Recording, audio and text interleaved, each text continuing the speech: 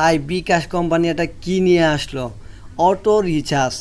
আপনার অ্যাকাউন্টে যদি 10 টাকা নিচে নেমে আসে তাহলে আপনি অটো রিচার্জ করতে পারবেন। অর্থাৎ যদি আপনি এই সেটিংটি অন করে রাখেন আর যদি 10 টাকার নিচে ব্যালেন্স চলে আসে তাহলে আপনাকে বিকাশ কোম্পানি অটো রিচার্জ করে দিবেন। অর্থাৎ আপনি একটি নির্দিষ্ট অ্যামাউন্ট সিলেক্ট করে দিবেন, আপনার ব্যালেন্স 10 টাকার নিচে আসলে সেটি আপনার ব্যালেন্সে অ্যাড হয়ে যাবে।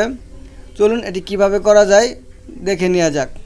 এই সেটিংটি আপনাকে অনেক হেল্পফুল করবে। আপনি এই সেটিংটি করে রাখলে অনেক উপকৃত হবেন। কিভাবে অটো রিচার্জ করবেন আর অটো রিচার্জ কীভাবে কাজ করে এই ভিডিওটি আমি A to Z দেখিয়ে দিব। অবশ্যই ভিডিওটি ধৈর্য সহকারে দেখবেন আর অবশ্যই আপনার বন্ধুদের প্রয়োজনীয় মনে হলে অবশ্যই ভিডিওটি শেয়ার করে দিবেন আর অবশ্যই চ্যানেলটি সাবস্ক্রাইব করে পাশে থাকবেন। অটো রিচার্জ সেটিংটি করার জন্য আপনাকে অবশ্যই বিকাশ অ্যাপসে চলে যেতে হবে। অবশ্যই বিকাশ অ্যাপটি ওপেন করে নেবেন। দেখতে পাচ্ছেন আমার অ্যাপসটি ওপেন হচ্ছে। আপনি আপনার কাঙ্ক্ষিত পাসওয়ার্ডটি লগ ইন করে নেবেন, ঠিক আছে। লগ ইন হয়ে গেলে আপনি উপরে দেখতে পাচ্ছেন মোবাইল রিচার্জ, এখানে একটি টাচ করে দিবেন। টাচ করে দেওয়ার পর আপনি যে নাম্বারে অর্থাৎ টাকা রিচার্জ করতে চান অটো রিচার্জ সেই নাম্বারটি লিখে দিবেন, ঠিক আছে।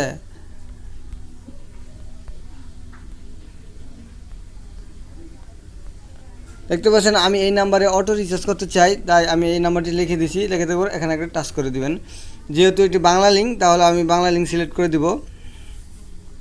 এখন হলো আপনার মূল কাজটি হলো যে অটো রিচার্জ সেটিং। এই সেটিংটি আপনাকে করে নিতে হবে। এই সেটিংটি করে নিলেই আপনার অটো রিচার্জ হয়ে যাবে। এটি করার জন্য এখানে একবার টাচ করে দিন। এখানে দেখবেন অটো রিচার্জ চালু করুন, এই অপশনটি চালু করে দিন। আর এখানে আপনি কত টাকা রিচার্জ নিতে চান অটো রিচার্জ আপনাকে এটা সিলেক্ট করে দেবেন। ধরেন আমি 29 টাকা নিতে চাই, তাহলে আমি 29 টাকা সিলেক্ট করে দিলাম। এবারে এখানে একটু টাচ করে দিন।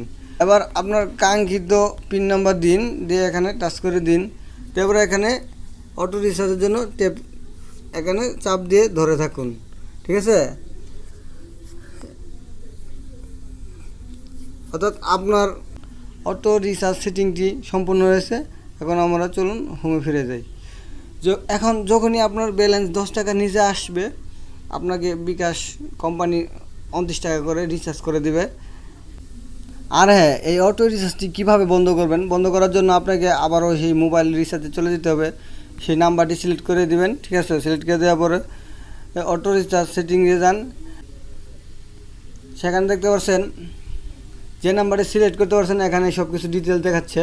যে অপশনটি চালু করে দিয়েছিলেন বন্ধ করার জন্য সেই অপশন অফ করে দিন, এখানে আবার টাচ করে দিন। অতএব আপনার সেই অটো রিচার্জ সেটিংটি আবার অফ হয়ে গেছে। অতএব বুঝতে পারছেন এভাবেই সেটিংটি করতে হয়। আর ভিডিওটি ভালো লাগলে অবশ্যই চ্যানেলটি লাইক করে সাবস্ক্রাইব করে পাশে থাকবেন।